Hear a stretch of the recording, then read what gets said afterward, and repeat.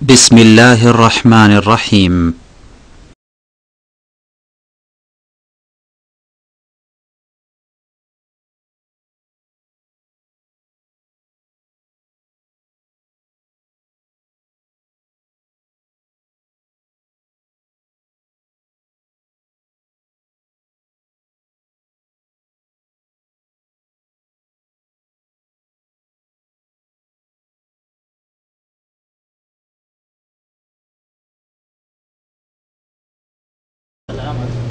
إن الحمد لله وحده والصلاة والسلام على من لا نبي بعده وعلى آله وصحبه ومن تبعهم بإحسان إلى يوم الدين أما بعد فقد قال الله تعالى في كلامه المجيد والفرقان الحميد أعوذ بالله من الشيطان الرجيم بسم الله الرحمن الرحيم يا أيها الذين آمنوا لا يسخر قوم من قوم عسى أن يكونوا خيرا منهم ولا نساء من نساء عسى أن يكن خيرا منهن ولا تلمزوا أنفسكم ولا تنابزوا بالألقاب بئس الاسم الفسوق بعد الإيمان ومن لم يتب فأولئك هم الظالمون وقال الرسول صلى الله عليه وسلم تركت فيكم أمرين لن تضلوا ما تمسكتم بهما كتاب الله وسنتي أو كما قال الرسول صلى الله عليه وسلم যাবতীয় গুণগান ও প্রশংসা একমাত্র সেই মহান রব্বুল আলামিনের জন্য, যিনি আমাদেরকে আশরাফুল মাখলুকাত তথা সৃষ্টির সেরা জীব হিসেবে এই পৃথিবীর বুকে পাঠিয়েছেন। মহান রব্বুল আলামিন মানুষকে আশরাফুল মাখলুকাত হিসেবে সৃষ্টি করেছেন।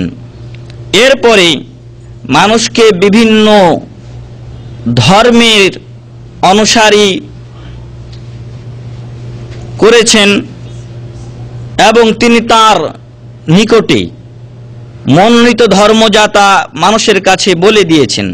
তিনি ঘোষণা করছেন ইন্নাদ-দীনা ইনদাল্লাহিল ইসলাম, আল্লাহর নিকটে মনোনীত যে ধর্ম তা 5টা 10টা নয়, বরং একটি, এবং সেই ধর্ম হলো আল ইসলাম।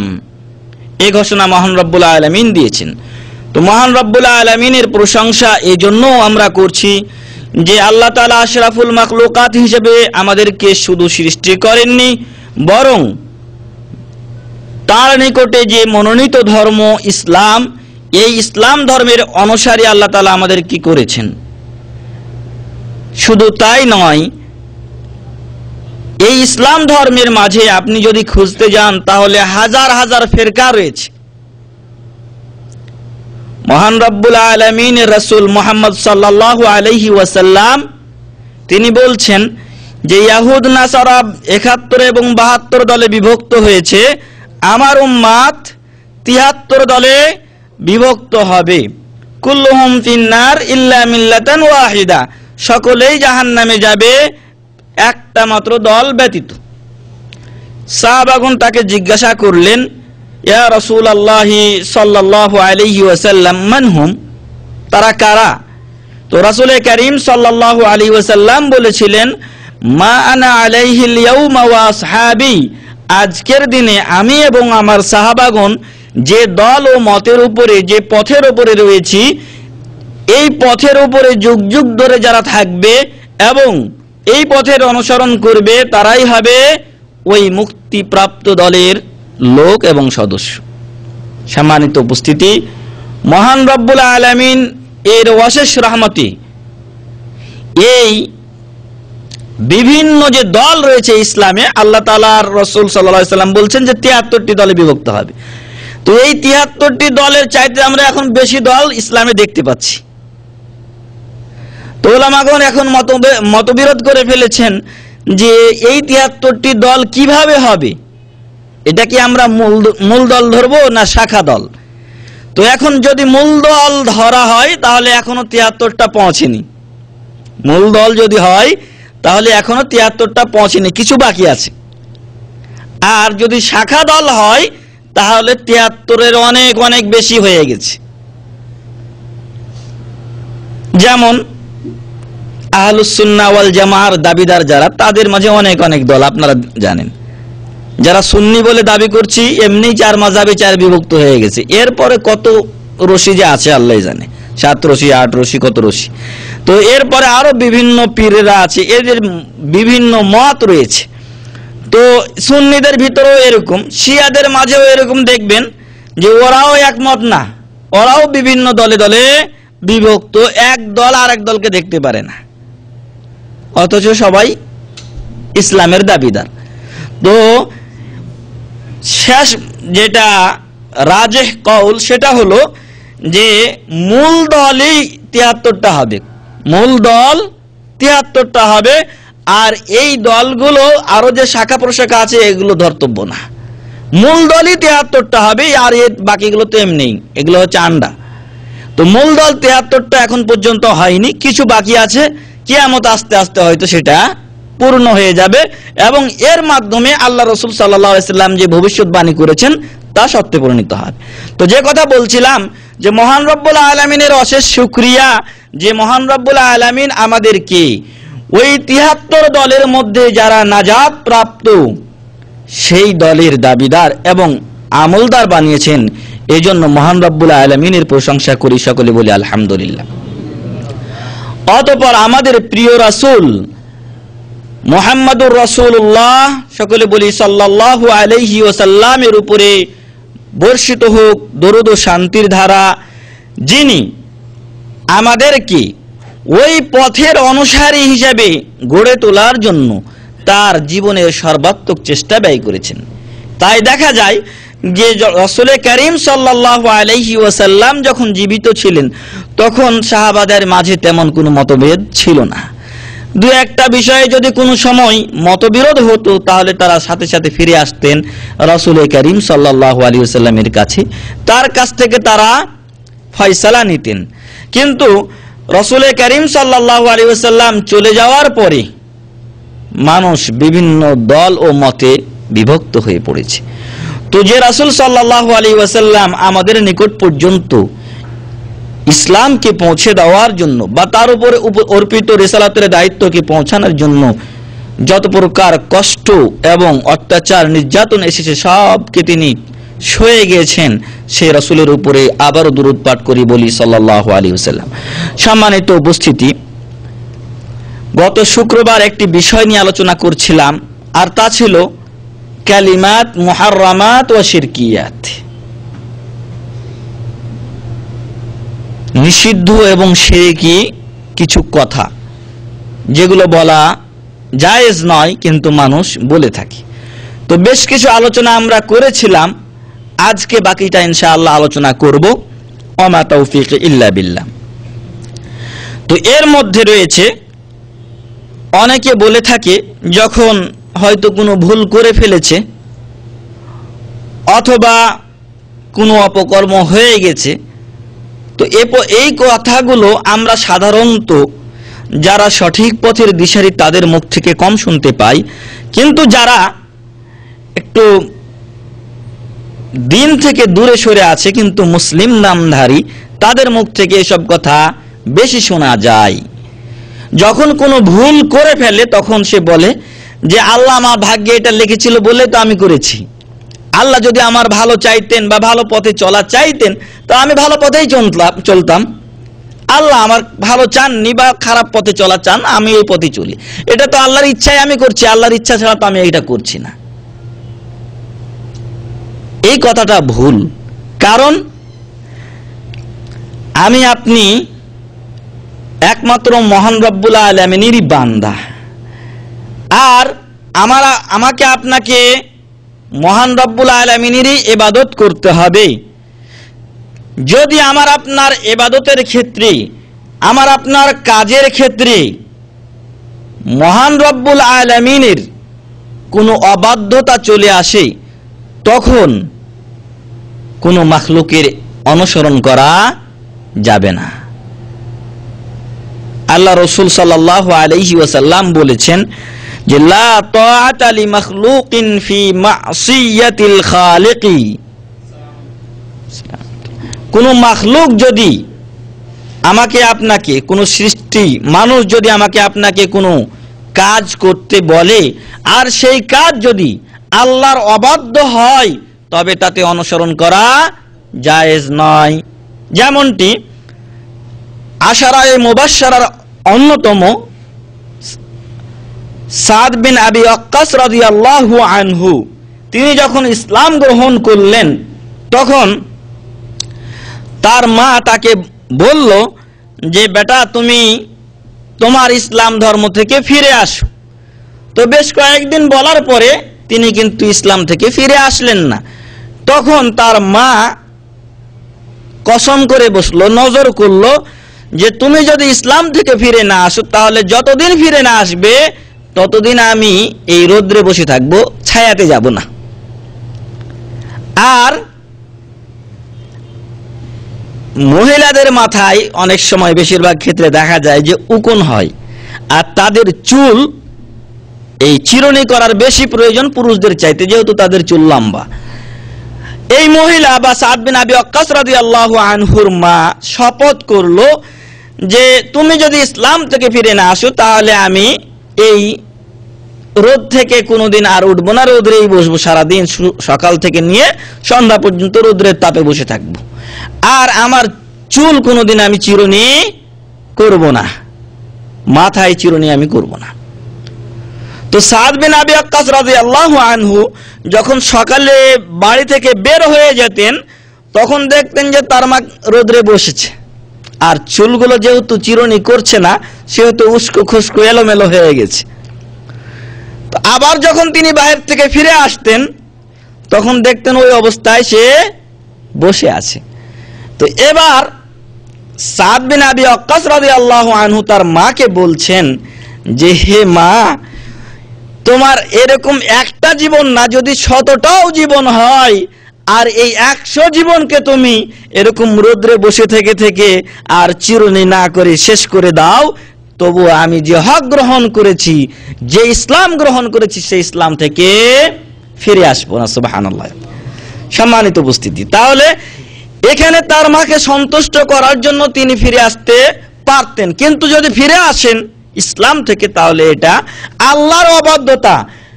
আল্লাহ তাআলা যে পথে মুক্তি এবং নাজাত রেখেছেন সেই পথ তিনি অবলম্বন তখন আর করতে পারতেন না, তাই তিনি তার মার অনুসরণ করেননি।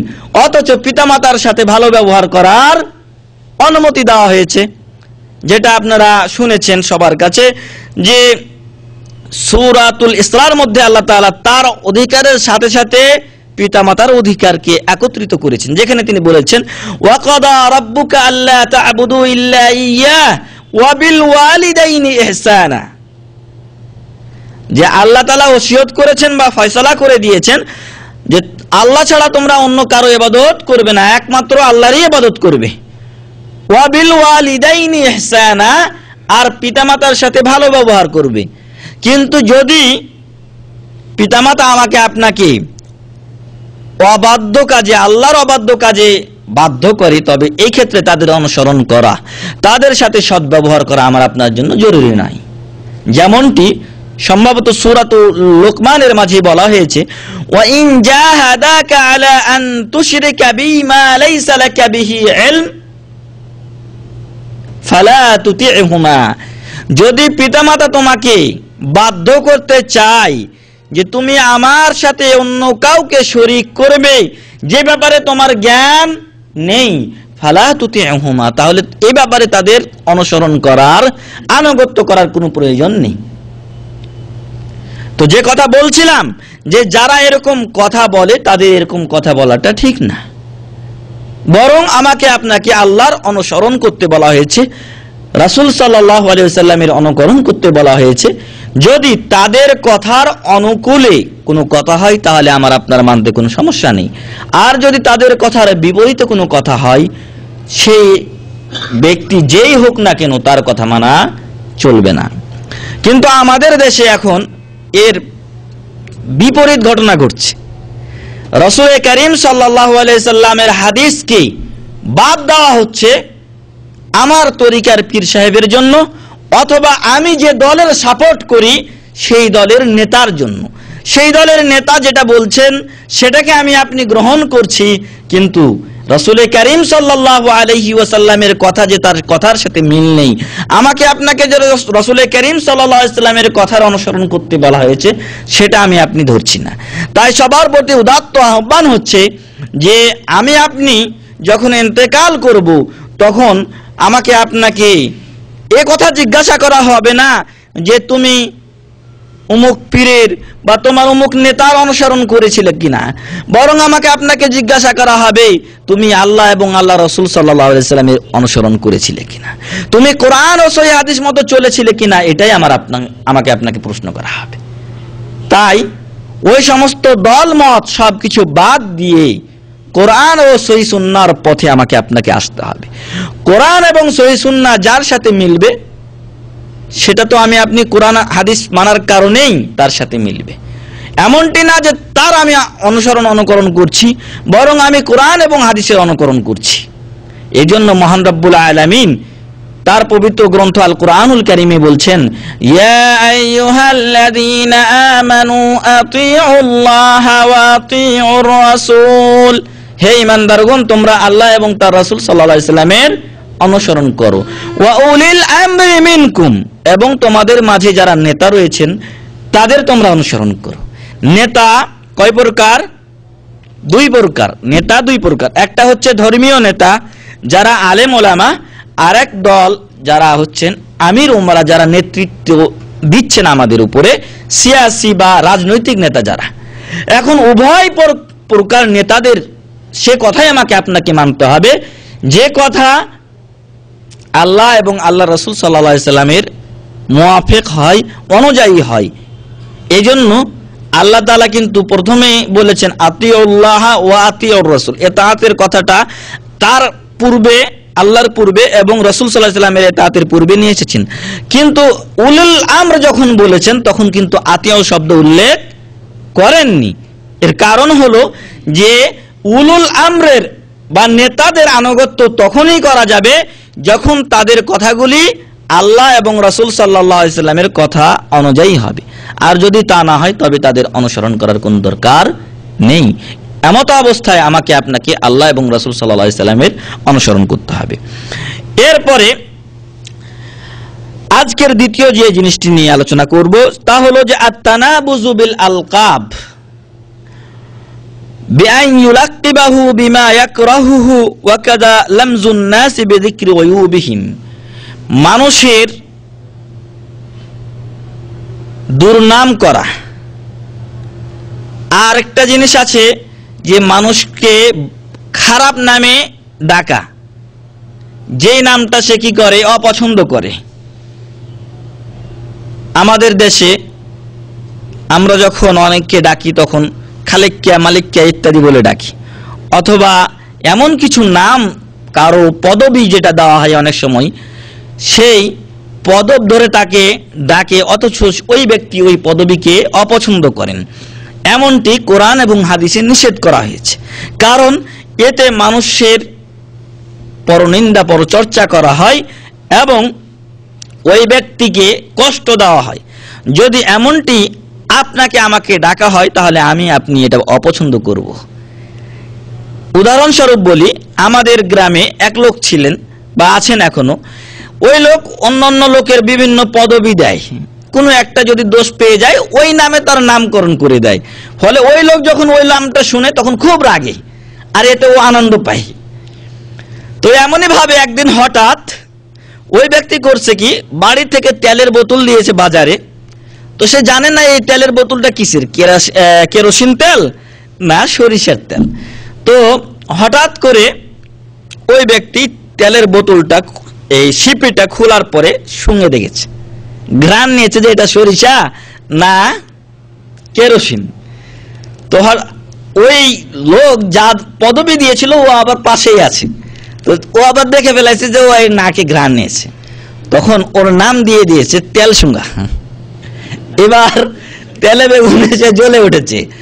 তো এরকম অনেক সময় গ্রামের লোকেরা করে থাকে বা শহরের লোকেরা অনেক সময় করে থাকে, মানুষকে খারাপ পদবিতে ডেকে থাকে, অথচ আল্লাহ তাআলা এটাকে সম্পূর্ণ নিষেধ করেছেন। আল্লাহ ইরশাদ করেছেন সূরাতুল হুজুরাতের 11 নম্বর আয়াতে, ইয়া আইয়ুহাল্লাযীনা আমানু, হে ঈমানদারগণ, লা ইয়াসখার কওমুম মিন কওমিন, কোন কওম, কোন জাতি, কোন দল যেন অন্য দলকে ঠাট্টা বিদ্রূপ না করে। আসা আন ইয়াকুনু খায়রাম মিনহুম, যেই কওমকে নিয়ে আপনি আমি ঠাট্টা বিদ্রূপ করছি, হতে পারে এই কওম, এই জাতি, এই দলটা আমার আপনার দল থেকে অনেক উত্তম।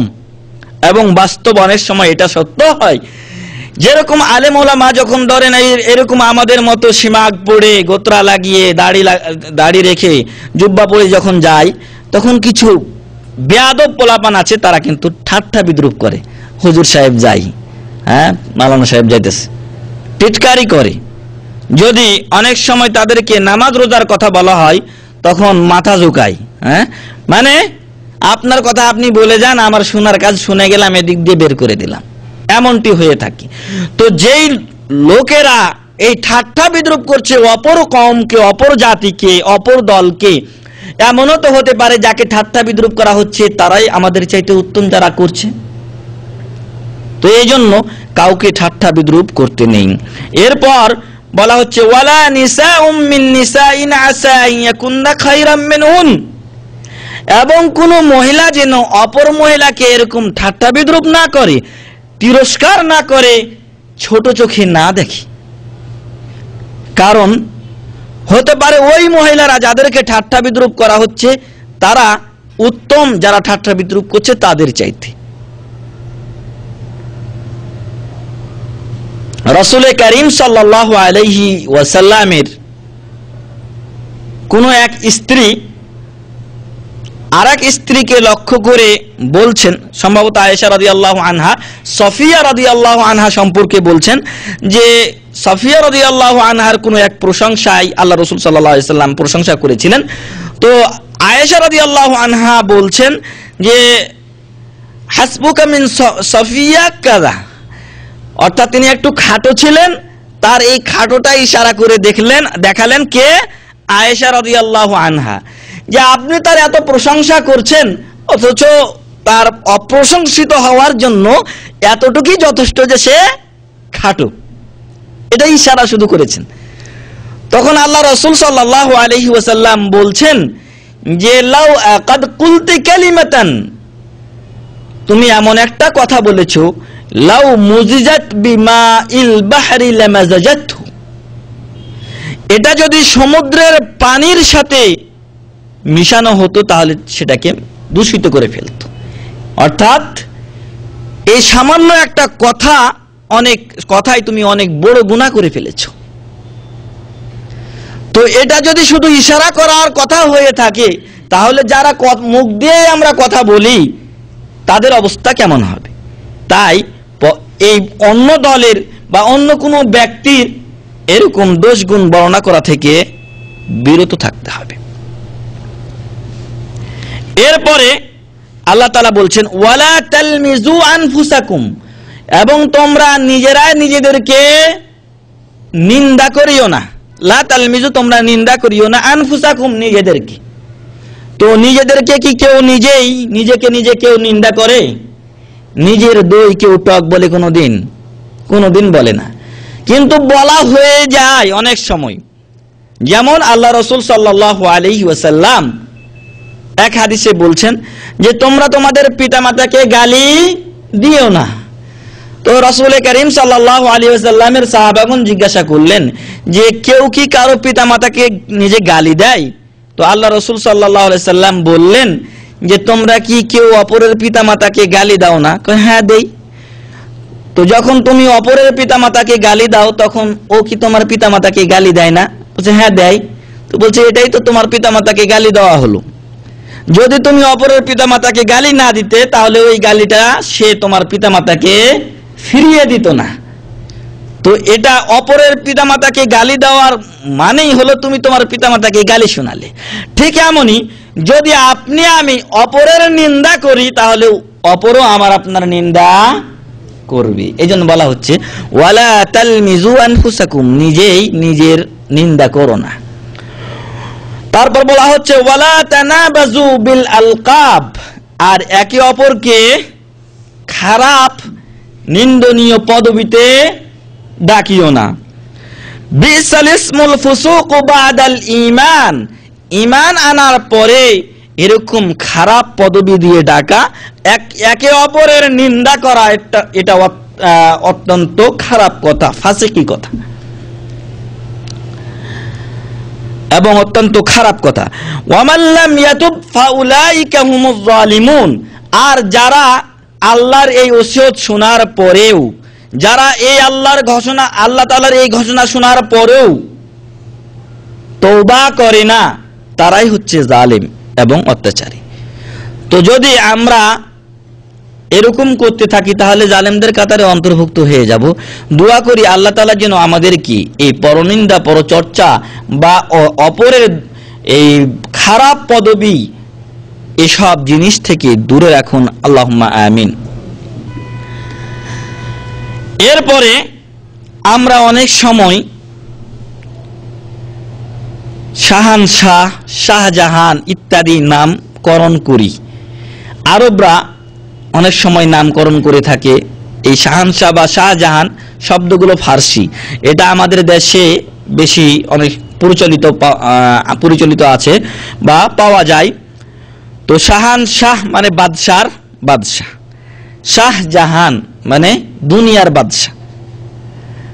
আর আরবরা রেখে থাকে কাজিউল কুজাত, বিচারকের বিচারক, অথবা হাকিমুল হুক্কাম, এটার অর্থ এই বিচারকের বিচারক, অথবা আগনাল আগনিয়া, ধনীর ধনী, অথবা মালিকুল মুলুক, বাদশার বাদশাহ। এরকম নাম অনেক সময় অনেক জায়গাতে রাখা হয়।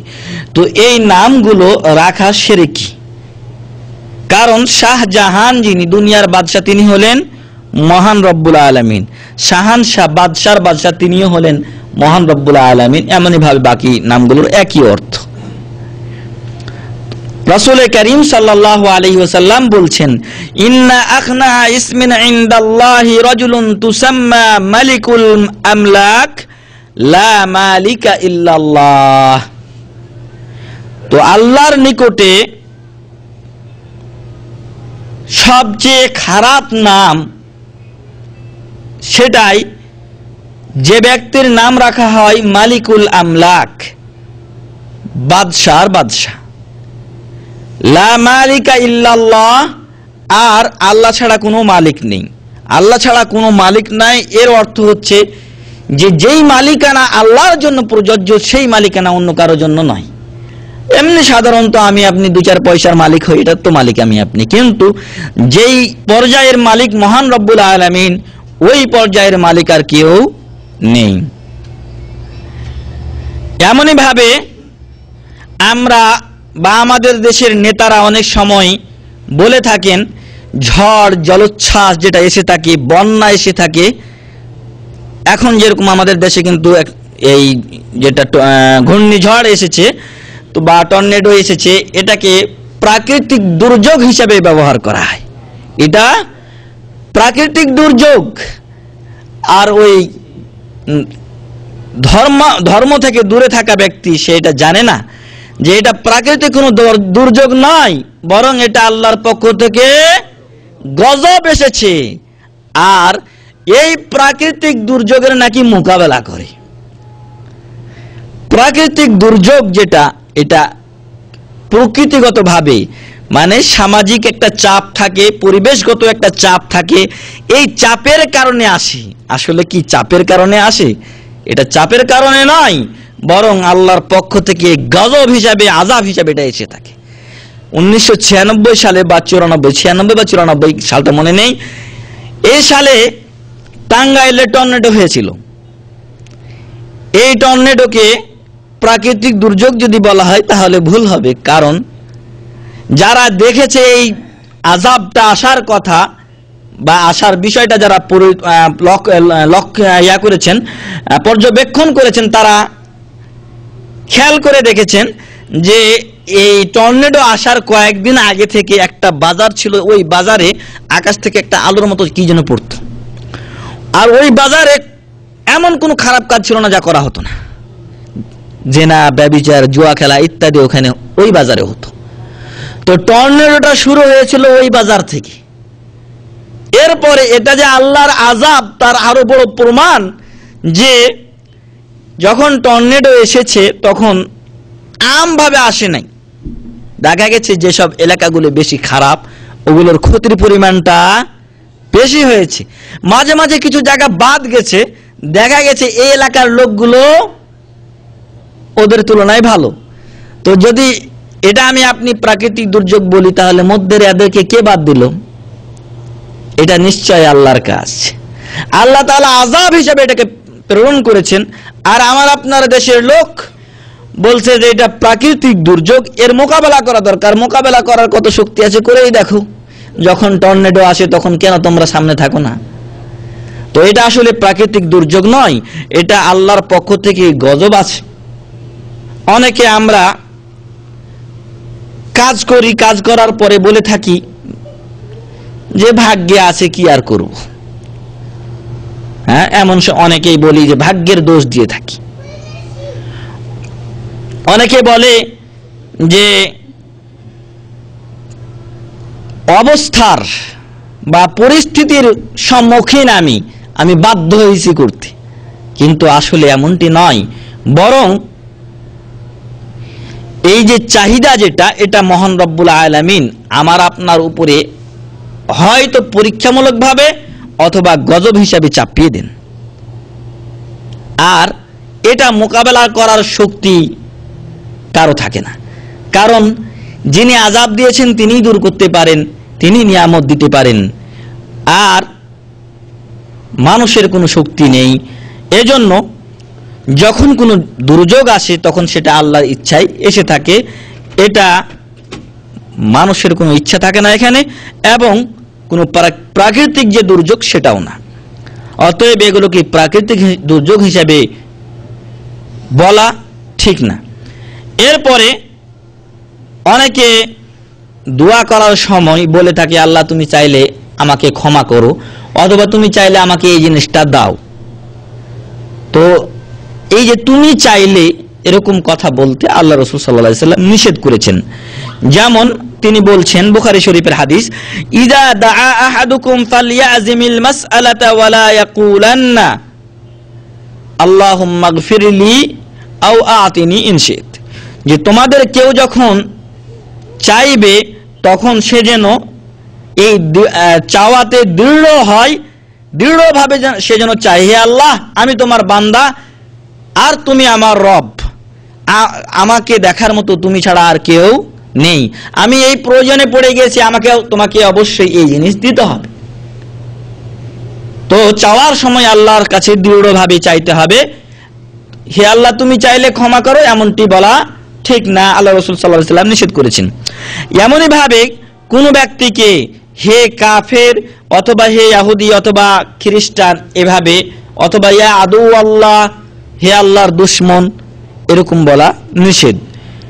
আল্লাহ রাসূল সাল্লাল্লাহু আলাইহি সাল্লাম বলছেন, আইয়ুমা রাজুলিন ক্বালা লি আখিহি ইয়া কাফির ফাকাদ বাআ বিহা আহাদুহুমা। কোন ব্যক্তি যদি তার মুসলিম ভাইকে বলে যে হে কাফের, তাহলে এর মাধ্যমে দুইজনের একজন ফিরে এসেছে, অর্থাৎ ইসলাম থেকে ফিরে এসেছে। যে ব্যক্তি বলেছেন, যাকে বলেছেন যদি সঠিকই বলে থাকেন, ওই ব্যক্তি যদি আসলে কাফেরের সংজ্ঞায় পড়ে তবে তাতে তো কোনো সমস্যাই নেই, ও কাফেরই। আর যদি কাফেরের সংজ্ঞায় না পড়ে, সে মুসলিম হয়ে থাকে, তবে যে ব্যক্তি কাফের বলেছে সেই কাফের হয়ে যাবে, কারণ সে একজন মুসলিমকে কাফের হিসেবে গণ্য করেছে। তাই এরকম শব্দ বলা থেকে দূরে থাকুন। এরপরে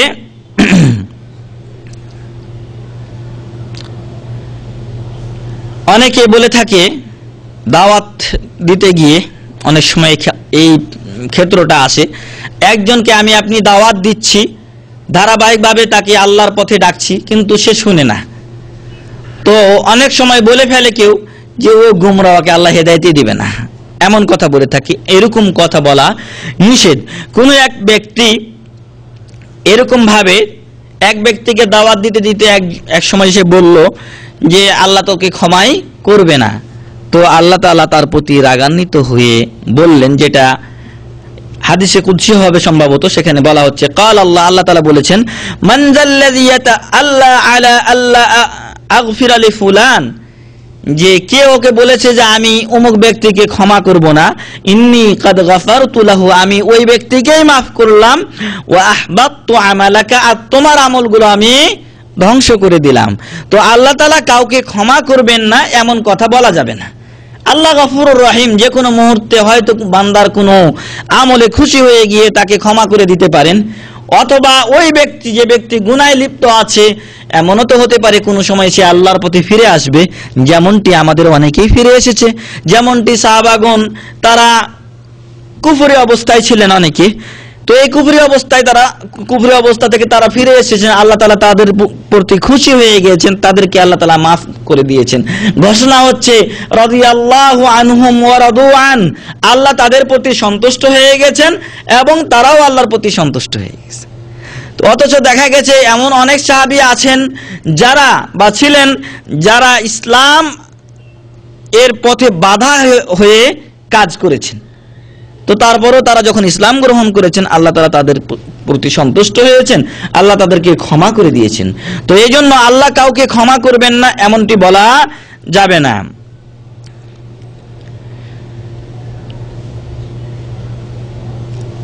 অনেক সময় আমরা কাজকর্মের ক্ষেত্রে বলি যে কালকে করব, কিন্তু সাথে ইনশাআল্লাহ বলি না।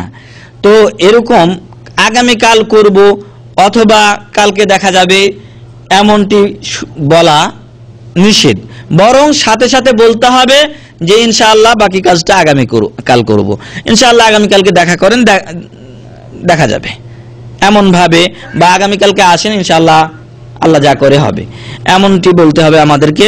আল্লাহ তাআলা সূরাতুল কাহফে বলছেন, ওয়ালা তাকুলান্না লিশাইইন ইন্নী ফাইলুন যালিকা গাদা, কোন কাজ করার ব্যাপারে তুমি এরূপ বলিও না যে আগামীকাল আমি এই কাজটি করব, ইল্লা আইয়াশা আল্লাহ, তবে হ্যাঁ আগামীকাল এই কাজটি করব, এর সাথে সাথে বলিও যে ইনশাআল্লাহ। ওয়াজকুর রাব্বাকা ইযা নাসিতা, আর যখন তুমি ভুলে যাও তখন তোমার আল্লাহকে, তোমার রবকে তুমি স্মরণ করো। আরেকটি কাজ বা কথা আমরা বলে থাকি যে অনেক সময় একটা কাজ করেছি, করার পর দেখা গেছে যে হিতে বিপরীত হয়েছে, করতে চেয়েছিলাম একরকম, হয়ে গেছে আর এক রকম, তখন বলে থাকি আমরা যে যদি এরকম করতাম তাহলে হয়তো এরকম হতো, এরকম করে ভুল করে ফেলেছি, হ্যাঁ যদি কাজটা এইভাবে করতাম তাহলে হয়তো এই ভুলটা হতো না বা এই ক্ষতিটা হতো না, তোমাকে যেতে বলেছিলাম তুমি যদি যাইতা তাহলে এমনটি হতো না, বা তুমি যেতে বলছিলাম গেলে হয়তো তুমি উপকার পেতা। তো এমনটি বলা নিষেধ। আল্লাহ রাসূল সাল্লাল্লাহু আলাইহি ওয়াসাল্লাম বলছেন, ইন আসাবাকা শাইউন, যদি তোমার কোনো কিছু পৌঁছে বা হয়, ফালা তাকুল, তাহলে তুমি বলিও না লাউ আন্নী ফাআলতু কানা কাযা ওয়া কাযা, যে যদি আমি এমনটি করতাম তাহলে হয়তো এই কাজটা এমন ভাবে হতো না, আমার এই ক্ষতিটা হতো না। ওয়ালাকিন কুল, কিন্তু যদি কিছু হয়ে যায়, ক্ষতি হয়ে যায়, তাহলে বলো কদ্দারাল্লাহু ওয়া মা শাআ ফাআল, আল্লাহ তাআলা যা তাকদীরে লিখেছিলেন তা হয়েছে। ফাইন্না লাউ তাফতাহু আমাল আশ-শাইতান, কেননা লাউ অর্থাৎ যদি এমন করতাম তাহলে এমন হতো, এই যদি শব্দটা শয়তানের দরজা খুলে দেয়। মুসলিম শরীফের হাদিস। এমনই ভাবে সাহাবাদেরকে গালি দেওয়া সম্পূর্ণ নিষেধ। রাসূল করিম সাল্লাল্লাহু আলাইহি ওয়াসাল্লাম বলছেন, লা তাসুব্বু আসহাবি, তোমরা আমার সাহাবীদেরকে গালি দিও না। ফালাউ আন্না আহাদাকুম আনফাকা মিসলা উহুদিন যাহাবা, তোমাদের কেউ যদি উহুদ পাহাড় সমপরিমাণ স্বর্ণ ব্যয় করে আল্লাহর পথে, মা বালাগা মুদ্দা আহাদিহিম ওয়ালা নাসিফাহু, তাহলে তাদের এক মুদ পরিমাণ এক মুদ পরিমাণ, 3 পোয়াতে 1 মুদ হয়। তো এই 1 মুদ পরিমাণ কোনো কিছু ব্যয় করার সমপরিমাণ সব পর্যন্ত পৌঁছতে পারবে না, অথবা তার অর্ধেক অর্থাৎ 1.5 পোয়া পরিমাণ তাদের যে ব্যয়ের যে সওয়াব সে পর্যন্ত আমি আপনি এখন উহুদ পাহাড় সমপরিমাণ স্বর্ণ ব্যয় করলেও পৌঁছতে পারবো না। অতএব আল্লাহ রাসূল সাল্লাল্লাহু আলাইহি সাল্লামের সাহাবীদেরকে গালি দেওয়া যাবে না।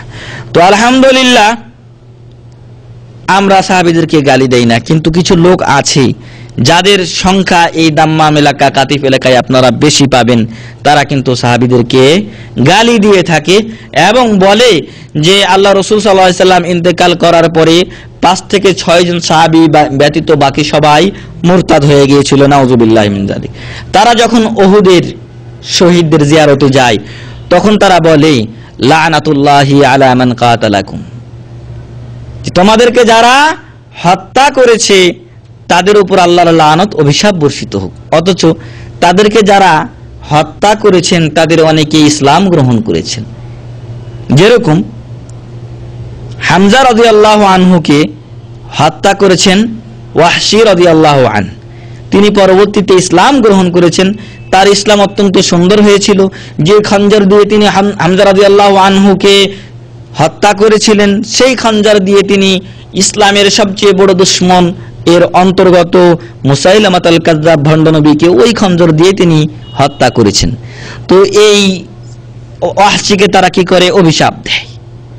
এমনই ভাবে খালিদ বিন ওয়ালিদ রাদিয়াল্লাহু আনহু তিনি যখন ওই ছোট্ট একটা পাহাড় যেটা জাবালে রুমাত বলা হয় এখন, এই পাহাড় ঘুরে এসে পিছন দিক থেকে আক্রমণ করেছিলেন, তখন অধিকাংশ সাহাবী শাহাদাত বরণ করেছিলেন।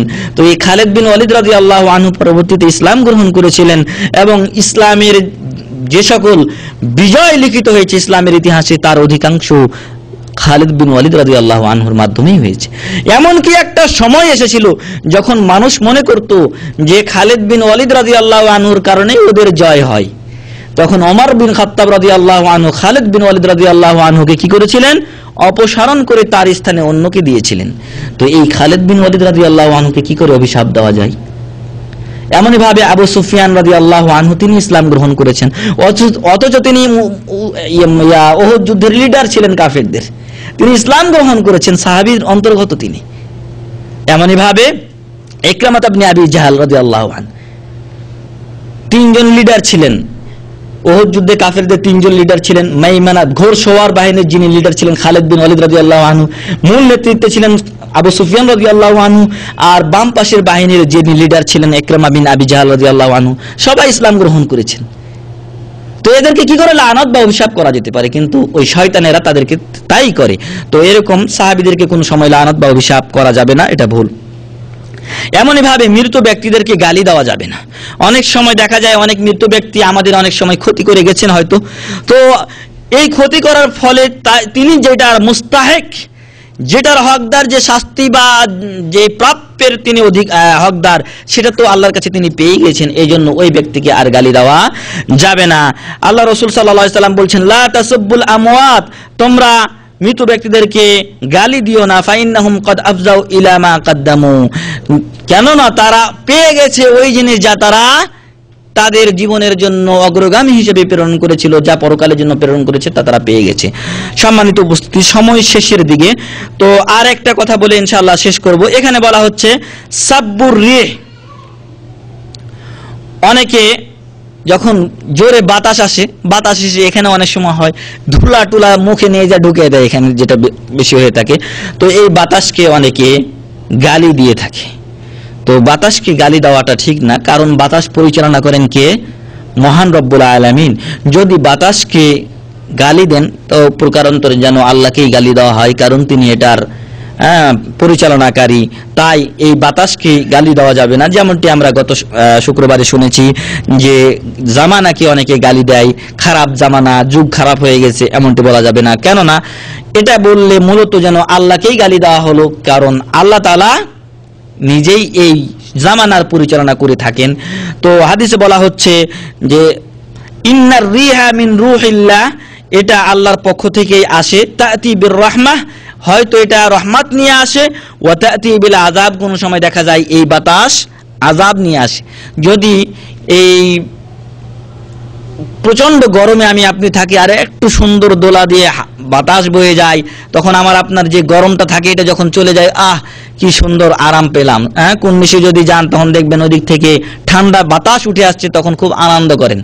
আবার যখন দেখা যায় যে তখন আমি আপনি খুব আমোদ করি, কিন্তু আবার আরেক সময় দেখা যায় যে প্রচন্ড রোদের সময় বাতাসটা গরম হয়, যদি গালি দিয়ে বসি তখন ভুল করব, কারণ দুইটাই আল্লাহর হুকুমে এসে থাকে। ফালা তাসাব্বুহা, অতএব তোমরা আল্লাহ এই বাতাসকে গালি দিও না। ওয়াসালুল্লাহ মিন খাইরিহা, আর তোমরা এই বাতাসের কল্যাণ যেটা সেটা চাও।